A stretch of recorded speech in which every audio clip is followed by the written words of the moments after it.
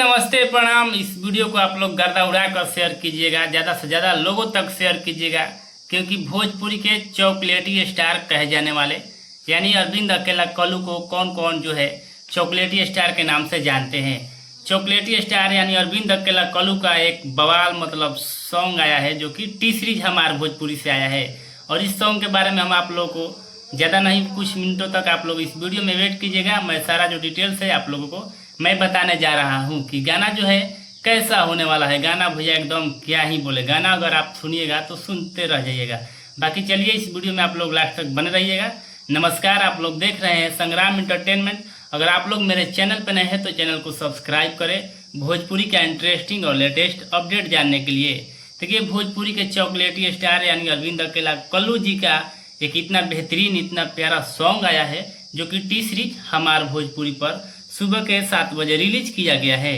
तो मैं आप सभी तमाम भोजपुरिया दर्शकों से हाथ जोड़ के विनती करना चाहता हूं कि आप लोग जितने भी अभी उस गाना को नहीं सुने हैं, आप लोग ज़्यादा से ज़्यादा संख्या में जाइए और कल्लू का जो गाना आया है, जो कि जिस गाने का नाम है दिल से सॉरी जानू, इस प्रकार का कुछ गाना है। गाना एकदम भैया एकदम जवाब नहीं है गाना का। गाना अगर आप एक बार सुनिएगा तो उम्मीद के साथ हम बोलते हैं कि आप गाना जरूर 4 से 5 बार आप गाना जरूर सुनिएगा। तो आप लोग ज़्यादा से ज़्यादा संख्या में जाइए और टी सीरीज हमार भोजपुरी यूट्यूब चैनल पर ये गाना छूटा है। गाना का जो रिस्पॉन्स है बहुत तेज़ी से वायरल हो रहा है, क्योंकि अभी 3 घंटा गाना का आया हुआ हो गया है और 4 लाख प्लस जो है इसका व्यूज क्रॉस हो गया है। बाकी लाइक्स की बात करें तो अभी लाइक्स उतना ज़्यादा नहीं है, 2500 लाइक्स है और कमेंट्स जो है अभी 100 कमेंट्स मात्र मिला है। जो सच्चाई है आप लोगों को आज की इस वीडियो में मैं बताने जा रहा हूँ। बाकी इस गाने को जो है अरविंद अकेला कल्लू और शिल्पी राज के अंदाज में जो है ये गाना को गाया गया है।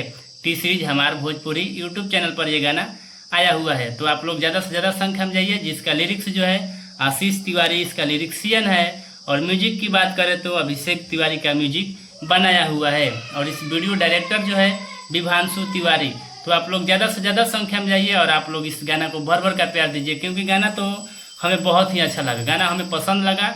तो हमें लगा कि चलिए भोजपुरिया जो दर्शक है अरविंद अकेला कल्लू का, जो चाहने वाले जितने भी लोग फैंस हैं, उन सभी को जो है ये अपडेट बताया जाए। और गाना के भैया जवाब नहीं है, गाना रउआ लोग भी जाए और आराम से सुनी टी सीरीज हमार भोजपुरी पर, जौन गाना का नाम बा दिल से सॉरी जानू। बाकी ये अपडेट रहे जो उनकी भोजपुरी में, और कल्लू अरविंद अकेला कल्लू के बहुत ही प्यारा सॉन्ग बा, और हमरा लागल कि रउआ लोग के बतावल बहुत उचित लागल है।